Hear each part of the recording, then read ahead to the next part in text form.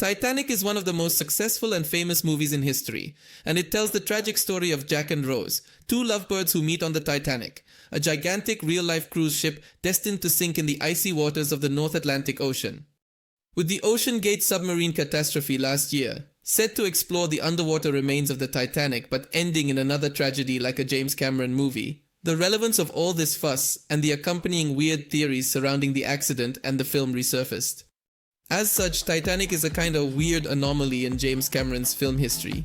Cameron is known for his action movies and especially his science fiction ones. He built up his reputation with movies like Terminator, Aliens and Abyss, and all of a sudden he pulls out of his sleeve a historical romantic drama that completely dominates the global box office, only to then come back and create his Avatar saga as if nothing had happened, unless it's just an illusion.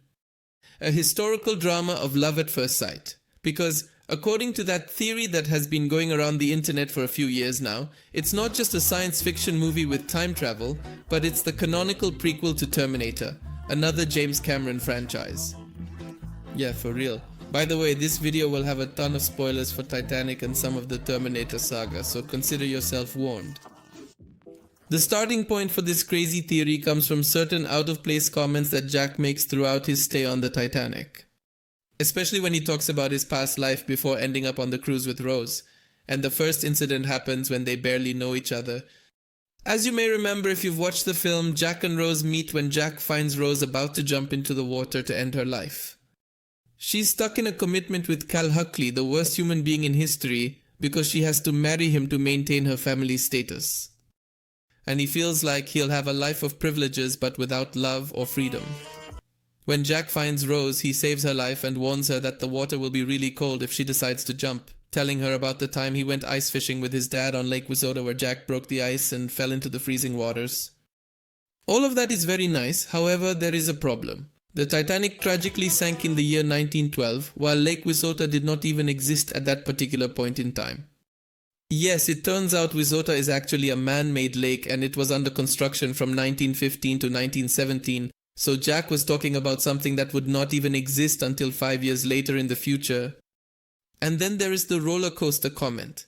Later, Jack informs her that he used to do sketches while sitting on the Santa Monica Bay and also invites Rose to go on the roller coaster at the bay, assuring her the fun and freedom she desperately requires. And although once again it is a remarkably beautiful gesture, the Santa Monica Bay roller coaster was constructed in 1917 and in reality, the area of the bay where it was built did not even exist in 1912. So there is definitely something very strange occurring here. This evidence clearly points to the idea that Jack is a time traveler, but we'll need more than just stories or weird conversations if we want it to be convincing. And for that, we just have to think a little more about what is known about Jack in the movie, which is almost nothing. In case you don't remember, within the same movie, the story is being told by an old Rose to a group of investigators who mention that there is no record of Jack ever existing. They clearly think that it's possible that Jack is an invention of the old lady, and although later on the existence of Jack is confirmed when they find Rose's drawing in the safe, Rose also explains that it's because Jack got the tickets by gambling minutes before the Titanic set sail, so he didn't buy them and his name wasn't on the ticket. This sounds really fishy if we add it to the evidence we already have and the fact that Jack doesn't really look like someone from his time. The haircut, the way he talks and his style are not typical of someone from the year 1912. Everyone appears authentic for their respective time periods except Jack, who stands out with his anachronistic style and his 90s haircut, which is not seen on any other character in the movie. And his cigarettes, which by the way are filtered cigarettes, which were invented about 13 years later and only started being sold in large quantities to the general public around 1954. And in case this isn't enough to convince you, when they're boarding the Titanic, we witness Jack's friend Fabricio using a backpack known as a Muzak, which in the real world was first produced in 1939 by the Swedish Navy, almost 3 decades ahead of its time, providing a glimpse into the future. Yeah, putting it all together, it's undeniable that there's something really weird about Jack Dawson. His appearance is just a rough approximation of what a generic man would look like around 1912, but it's not accurate. It's like someone who tried to recreate the past but didn't quite get it right and made some mistakes in the details. He didn't register that it existed and arrived at the Titanic without any money or ticket, managing to get a ticket by pure luck. just like someone from the future who knows how to obtain those tickets. Additionally, he possesses knowledge of locations and events around 1912, but occasionally he inaccurately predicts them by a few years and references future events, as though he had time traveled to 1912 instead of progressing forward, like ordinary individuals. And just in case none of what I just said convinces you, while Jack dies at the end of the movie, he predicts exactly how the rest of Rose's life will unfold. He tells her she'll get through this, she'll carry on with her life, have kids and watch them grow, and die as an old woman in her cozy bed. Not there in the remains of the Titanic, and that's what we see happening in the future, with an old Rose and a family. At this point, either your head has already exploded, or you must be thinking that you remember having seen a similar theory somewhere else. And yes, this part of the theory has been quite popular for several years and even covered by film theory, but I've never liked how it ends. Everything works great until we get to the reason. Why on earth would a time traveler go to drown in the Titanic? Well, according to film theory, the reason why Jack travels to the past was to make sure that the Titanic sinks. If Rose had killed herself without Jack there to rescue her, they probably would have had to search for her, turning back and carrying out a rescue operation for the daughter of one of the wealthy families on board. This would have made the Titanic avoid the iceberg and changed the course of history. The explanation given is kind of confusing, and this is where the old theory loses all the momentum it had. Just so you are aware, in our world, the United States joined World War I as a result of the sinking of the Lusitania by a German submarine in the year 1915. Well, what is explained is that the alternate timeline of the movie Titanic not being sunk by the iceberg works as a catalyst for the United States to enter World War I, but this time, years before it happens in our reality, that is when the United States was much less prepared and when the forces of the Central Powers were much greater. This could have resulted in a loss for the Allies, and in a much darker future than the present. So, taking the Titanic out of the equation, the United States enters the war much later, with larger and better prepared military forces ensuring their victory.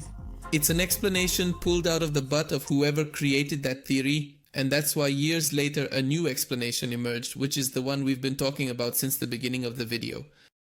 According to this new theory, Rose is none other than Sarah Connor's grandmother, and one of the key ancestors for the existence of John Connor, the leader of the resistance against SKYNET in the future. It would be like she's on a mission similar to Kyle Reese's in the first Terminator movie, being sent to make sure that Rose survives to protect John Connor's existence. Still, the theory has some issues because, for starters, Rose wasn't going to be killed by any future robot. She was going to be killed by social pressures and a giant iceberg. And although I love crazy theories, I'm not so unhinged as to say that SKYNET sent an iceberg to the past, although it could be, but I won't say it. And even though there are some crazy people who say that the Terminator actually killed Rose's father so that she would die poor and without a dad, I have two much more logical explanations for you.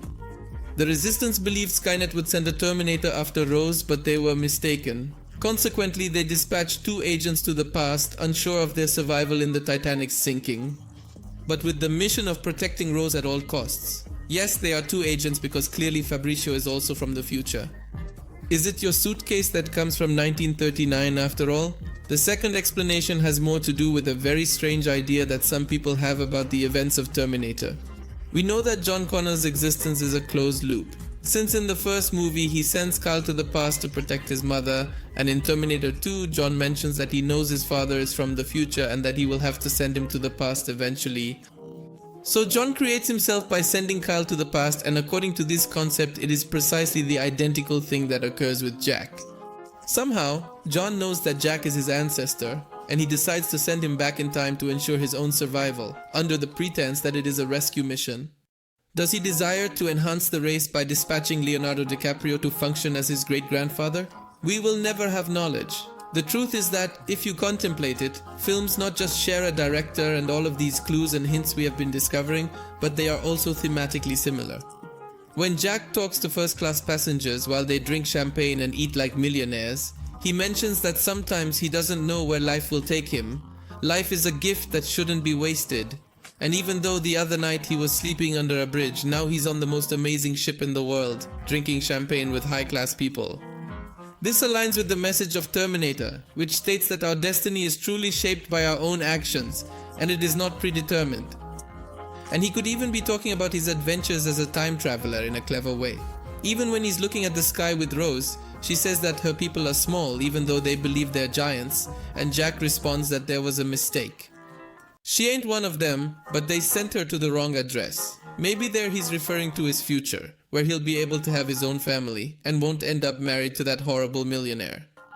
Perhaps he is alluding, without explicitly stating, to the fact that she is not small like the remaining individuals, but rather she is an extremely significant person. So I hope you enjoyed this video. Give it a like if you did, and subscribe for more videos like this. And if you're into these kinds of older movie theories, let me know, because I really loved researching this. And without anything else to say, see you in the next video. Goodbye.